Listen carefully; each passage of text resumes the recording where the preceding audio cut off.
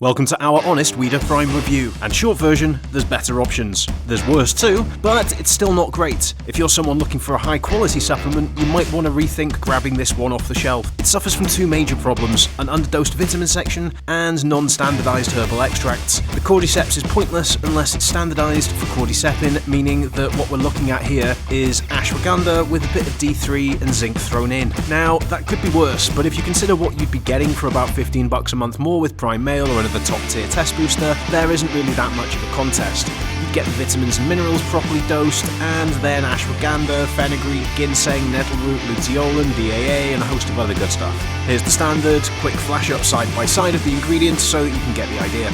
Got it? Yeah, good. Now, onto the full Weider Prime breakdown. First up, let's talk about the vitamin D. 400 IU does get you your RDI, but typically when we're looking at testosterone boosters, we want more than this. The RDI for vitamin D is really low, and taking up to 10 times more of this has been shown to improve athletic performance linearly, as well as boosting test levels. Then there's B6, and we've got 10 milligrams in here, which is 500% of your RDI. That's fine, but it's not really going to do a lot unless you're deficient. It's a standard inclusion though, because it doesn't take up much capsule space. B12 is in here as well, same deal as B6. Useful for energy production, mood regulation and metabolism and so on, but in terms of deficiencies, it's only really vegans and veggies that need to worry about this, and if you're not deficient, it's not going to do much to boost test levels. Now, let's talk about calcium. This is a complete joke, 35 milligrams, it's 4% of your RDI. This is barely worth mentioning, so it's totally pointless and we can move on. Next up is zinc at 15 milligrams, which is 100% of your RDI, and zinc is a solid ingredient for a test booster, as deficiency is pretty common, and said deficiency can completely tank your test levels. There's been studies where they've given men with low testosterone zinc supplements. These men were, of course, zinc deficient, and their low testosterone has been resolved. So it's a good standard inclusion in a test booster. Then we come to chromium, which at 200 micrograms is 167% of your RDI, and chromium's often included in blood sugar supplements, but it doesn't really have that much to do with test. There's some stuff in terms of insulin regulation and how it could theoretically help weight loss, but a lot of that isn't particularly great in terms of research, and it's also not really what you're looking for with a supplement like Weider Prime anyway. And as you get better doses than this from any of the test boosters on our best boosters list, it's just not really worth it for Weider, and you could get a D3 Zima combo for about $15 a month, which would do more, or an ashwagandha Vit D and zinc combo for a similar price, maybe $20 if you wanted a gummy version.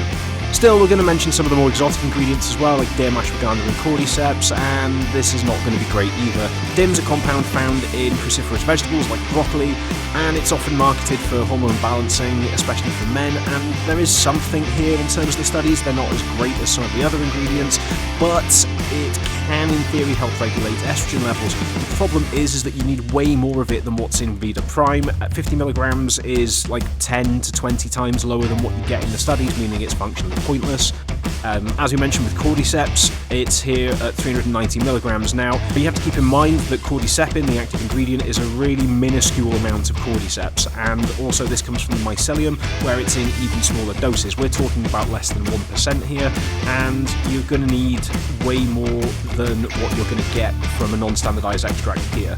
Next, we've got ashwagandha, and they do use KSM 66, which is in a good dose as well. It's one of the few ingredients here that's been done completely properly. There is no issue here, and there's loads of studies on ashwagandha for its ability to boost testosterone, reduce cortisol, improve sleep and mood.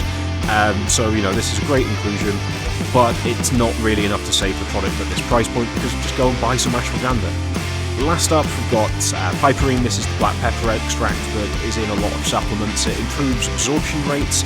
It's generally a bit better at 8 to 10 milligrams, but 5's kind of fine, which is in here. It's just not enough to save an otherwise underwhelming formula. So when you put it all together, Weider Prime is okay. It's not good by any stretch of the words. As I said, we've seen an awful lot worse on this channel. There is some things in here that will actually work. It's just you could either buy the same thing for less money or spend a tiny bit more and get something infinitely better. And generally when we're talking about something way better, we're looking at things like Prime Mail, Testo Fuel and stuff like that. As we mentioned, you'll get the ginseng, the fenugreek, the better vitamins. You'll still get the ashwagandha, you'll get things like luteolin and a load of other stuff that has more backing than things like DIM and also is dosed correctly, which is kind of the key point here. So at the end of the day, Weider Prime isn't awful. It would have been better to see better doses of things like vitamin D, which wouldn't have taken up a great deal of capsule space or even particularly affected the production cost, and not having some pointless things in there like 4% of the calcium for the day. And that's pretty much a wrap for today's Weider Prime review.